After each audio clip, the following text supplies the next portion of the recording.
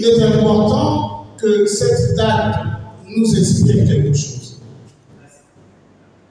C'est un peu mieux que cette date nous inspire quelque chose. Qu'est-ce qu'elle nous inspire? En principe, beaucoup de compatriotes gabonais s'accordent pour dire que le 30 août est source d'espoir, est une date d'espoir. Espoir d'un Gabon meilleur, espoir d'un avenir meilleur, espoir d'une nation meilleure pour chaque compatriote. Mais peut-on seulement parler, peut-on seulement se projeter dans un futur sans pourtant, ma foi, se référer au passé? Pour connaître en fait la qualité de ce que sera demain, il faut déjà, par comparaison, se référer à ce qu'on a été hier. Si le 30 août peut être source d'espoir pour nous jeunes Gabonais, pour nous Gabonais prolétaires, pour nous Gabonais, j'allais dire d'en bas, comme aurait dit quelqu'un, c'est d'abord en comparaison à une période qui est dite avant le 30 août. Alors, quel est le regard que plusieurs parmi nous ont porté sur notre pays avant l'avènement du 30 août, qui a d'ailleurs conduit au 30 août? Le regard, on est tout simple. On avait affaire à un pays où les inégalités étaient profondes. On avait affaire à un pays où les injustices étaient profondes. On avait affaire à un pays où il y avait une certaine forme de distanciation sociale, où l'exaspération du peuple avait atteint son paroxysme. On avait affaire à un pays où finalement il y avait une minorité de personnes qui se taillaient la part. Un pays dirigé par beaucoup, mais plutôt vécu pauvre par ses autochtones. On avait affaire à un pays dont les populations avaient tendance à le dépeindre négativement. Voilà ce qu'était notre Gabon avant l'avènement du 30 août.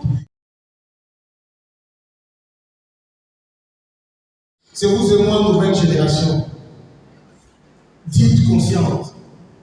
C'est vous et moi, population opprimée d'hier. C'est vous et moi, population de la basse classe sociale, qui n'avait pas droit au chapitre hier. C'est vous et moi, jeunes d'hier, mais devenus adultes aujourd'hui.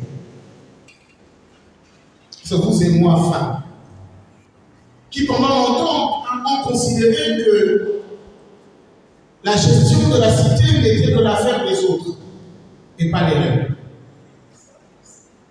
C'est vous et moi. C'est vous et moi, en réalité, qui avions la responsabilité de se dire plus jamais ça. C'est vous et moi.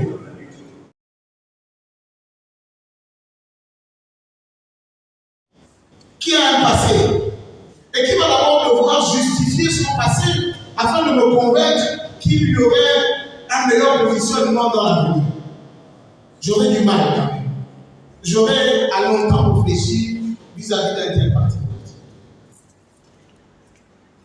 Mais il m'est plus aisé d'intégrer et d'imaginer l'avenir avec un parti politique qui lui-même s'inscrit dans l'avenir, qui lui-même n'a pas de passé, c'est-à-dire n'a pas de casserole, n'a pas de choses à justifier. Créé en 2021 l'Union pour la République ne pourrait avoir aucune casserole, aucun reproche à mettre à son actif. Il n'a eu pour seule participation politique que l'élection générale de 2023. Avec un tel parti, toutes ses ambitions sont à venir. Il n'y a rien qu'elle ait promis dans le passé et qu'elle n'ait pas réalisé. Il n'y a rien dans le passé pour lequel ce parti politique serait comptable. Absolument rien. L'Union pour la République jouit d'une totale virginité politique au Gabon.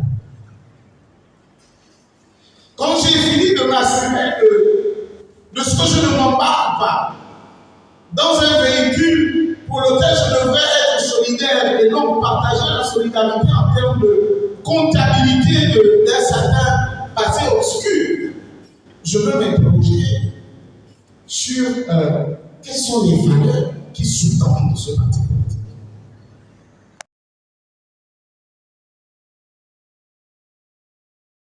Qui est né dans l'honnêteté, mais qui, à partir de 3 semaines de sa naissance, jusqu'à son âge adulte, a grandi au Carrefour Léon. Or, le Carrefour Léon, c'est l'un des quartiers les plus cosmopolites de notre pays. C'est un quartier où, en fait, vous avez affaire à, j'allais dire, un peu de toutes les ethnies au Gabon. Vous avez des Francs, vous avez des Pounous, vous avez des Tébis, vous avez des Kota, bref, vous avez un peu tout le monde. Avec en plus, en prime, le fait que juste à côté, vous avez le marché Mongol. La petite histoire par rapport au marché Mongol, c'est que sa propre maman est commerçante. Et en fait, elle a élevé son fils grâce à son activité de commerçante au marché Mongol. Qui lui-même, dans le cadre de son éducation, quand il sortait de l'école, n'avait autre chose à faire qu'aller trouver sa maman dans le marché. Et donc, l'aider avant. Vous savez, si un jour vous avez eu un parent qui vendait au marché comme nous autres, vous vous rendrez vite compte que quand tu arrives à trouver ton parent au marché, tu vends avec lui. Parfois, il te laisse même là, il part, et puis tu restes là-bas. Sauf que quand tu vends, celui qui vient acheter n'a pas de couleur de peau. Il n'achète pas en fonction de son économie. Il achète juste le produit. Et comme c'est un fils bien élevé, il a toujours su dire merci, il a toujours su dire bonjour et bonsoir. Mais tout le monde appelle mon fils. Mon fils, donne-moi un peu de tomate. Tiens, maman, elle est forte. Mon fils, donne-moi un peu de bonbon. Tiens, maman, elle est plus haute. Mon fils, je peux avoir un peu de lion là. Tiens, tante. En fait, elle était ayant en décrochant son bac à 16 ans. À 16 ans, il est le premier bachelier d'Afrique francophone et il bénéficie d'une bourse de l'ONU.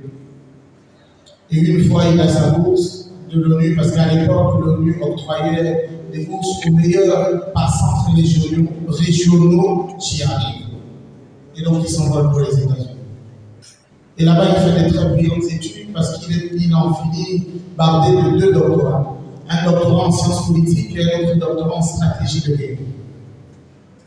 Une fois il sort de là, il enseigne aux Américains, au Canada, la stratégie de guerre et la science politique. Pendant plusieurs années, jusqu'à ce que sa route croise celle du président Omar Bongo, qui dit une telle valeur peut s'exprimer autant qu'elle veut. Mais lorsqu'elle s'exprime loin de sa terre patrie, elle n'aura pas, comme on dit, trouvé tout son sens. Il dit qu'il est profondément bouleversé par une telle déclaration du président Bongo. Il se sent le devoir patriotique de rentrer au pays et d'apporter sa pierre au développement de la nation. Chose qu'il fait. Il rentre un peu avant 2009, je pense, au Gabon, et puis il occupe pour la première fois comme fonction le poste de conseiller stratégique du ministre de la Défense nationale. Et puis quand il est ministre de la Défense nationale, le docteur Gérard Omien va œuvrer de façon significative à la transformation de la défense nationale en République gabonaise. Il crée le Britannique militaire. Il crée le génie militaire. Il crée la santé militaire. Il transforme de façon considérable le corps de la défense nationale. Il œuvre de façon significative. Et d'ailleurs, l'histoire est têtue. On peut consulter l'histoire et se rendre compte que jamais la défense nationale a connu autant de transformations positives que lors du passage du docteur Jérôme Bien comme conseiller stratégique et du ministre Aïe Bokodiba comme ministre de la Défense nationale. Pour ceux qui, comme moi, appartiennent à la génération allant de 80 et un peu avant jusqu'à maintenant, on s'accordera à vous dire qu'on a pu avoir véritablement ce que les militaires eux-mêmes ont appelé une armée-nation. Ça a été sous ce règne.